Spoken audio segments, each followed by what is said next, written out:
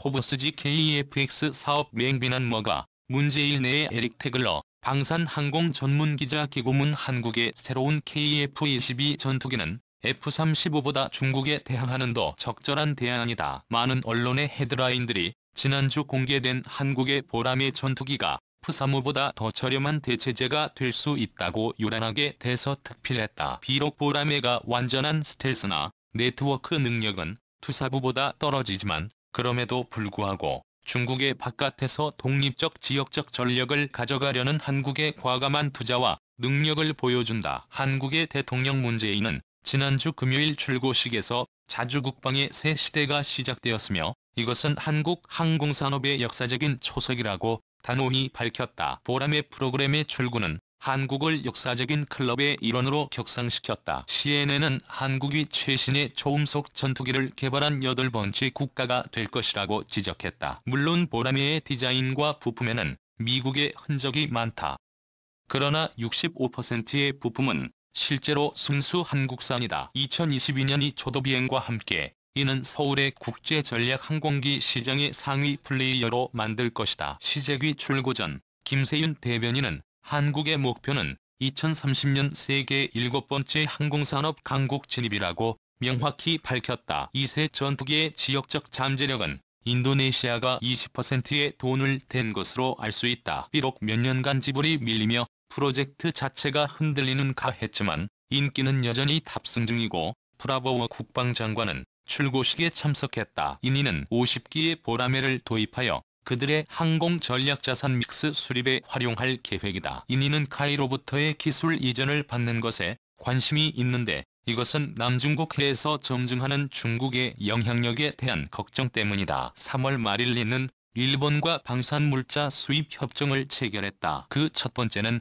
아마도 8척의 모가 미급 스텔스 프리기탐 도입이 될 것이다. 인이는 나주나 섬근해에서 베이징과 마찰을 벌이고 있다. 이 프리기탐들은 보라매와 함께 중국에 대한 좋은 경고가 될 수 있다. 보라매는 태국, 필리핀과 같은 동남아 국가들 그리고 이라크와 같은 곳에서 기존 유럽과 러시아의 차세대 전투기들보다 더 나은 디자인 더 친숙한 옵션들로 좋은 대안이 될 수 있다. 아시아 태평양 군사 전문가 아브라함 앨리슨 미국가들은 보라매가 대체하려고 목표하는 파워 공격 전투기나 프록시니오프5를 운영하는 국가들이라고 말했다. 보라매는 지역의 이웃에 특히 중국에 보내는 강력한 메시지다. T그룹 애널리스트 리차드 아블라피아는 한국은 아마도 가장 유연하고 유기적인 방위 자산들을 가진 국가일 것이라고 지적했다. 이사전 5세대 전투기는 한국의 수준 높은 국방 프로그램과 높은 수준의 무기 독립성의 명성을 가진 국가로 만들었다. 만약 저런 독립성이 없다면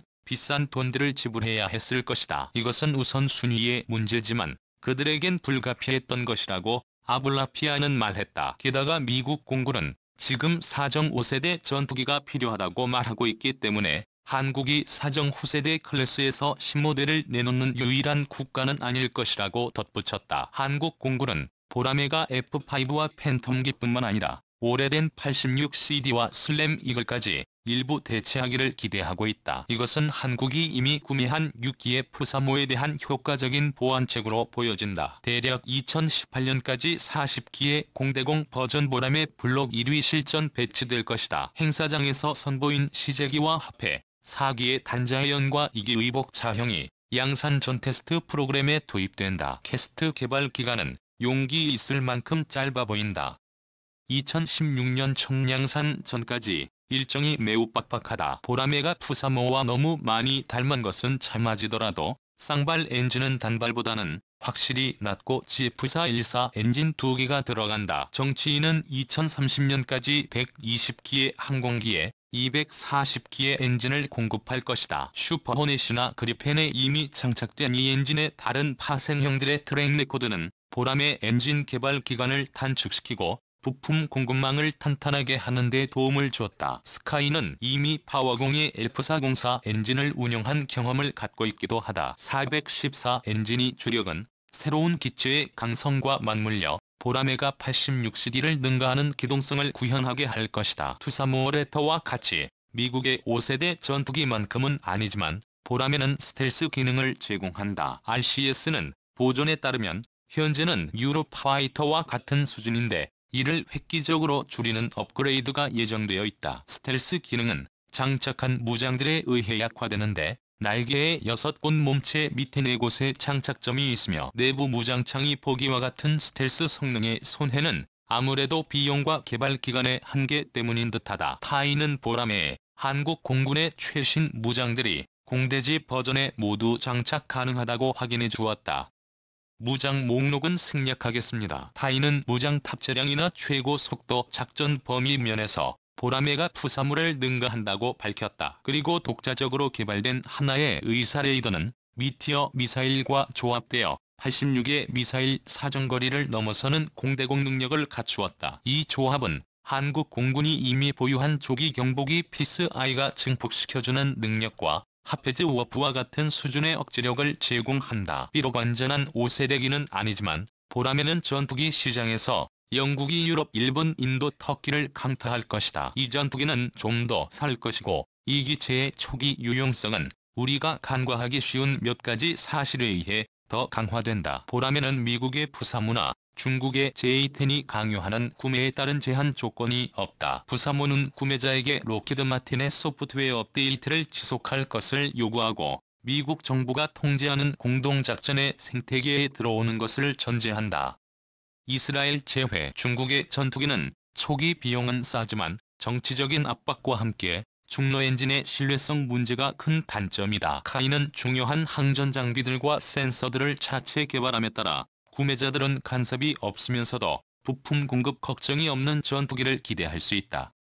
KF-21 보라매 전투기 개발과 언성 히어로. 지난주 세상에 선보인 KF-X 회의에 부인 11 보라매 국산 전투기 개발에는 4번 이 대통령이 거쳐갔습니다. 김대중 전 대통령이 구상한 KF-X 전투기 개발을 천명했지만 노무현 정부를 거치면서 국내 기술 개발 부족과 타당성 미확보 등의 이유로 겉돌았지요. 노무현 전 대통령은 KF-X 전투기 국내 개발이 무리라며 미국에서 전투기를 구입하는 것이 낫다고 했죠. 다 죽어가던 KF-X 전투기 개발의 꿈은 이명박 정부 시절 사업 파트너로 인도네시아를 끌어들이면서 사업의 불씨를 살려줍니다. 본격적인 KF-X 전투기 개발은 2015년 박근혜 전 대통령이 결단을 내리면서 사업이 시작됐습니다. 하지만 박 전 대통령이 전투기 개발을 최종 승인을 하자 야당 새정치민주연합 국회 국방위 소속 국회의원들은 거세게 비판했지요. 당시 야당은